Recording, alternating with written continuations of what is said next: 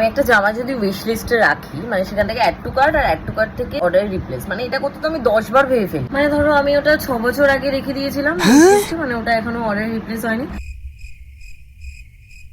30 কোটি বার ভাবার পর ভাবি যে না, এই তো ওই কাছেই একটা সেল থাকবে, তো তখন কিনে নেবো, একটু 100 টাকা 50 টাকা 40 টাকা কমে যাবে, তারপর কিনবো। ভাবার পরেও আমি সেটা কিনতে পারি না, মানে আবার 10 বছর লেগে যায় ওটা অর্ডার হতে। মানে আমি জাস্ট দেখেই যাই দেখতে থাকি। তারপর কোথাও বেরোনোর সময় আমি এরকম বসে বসে কাঁদবো যে না, ওটা আমার কিনে নিলে ভালো হতো, আমার ওটা এখনই লাগবে।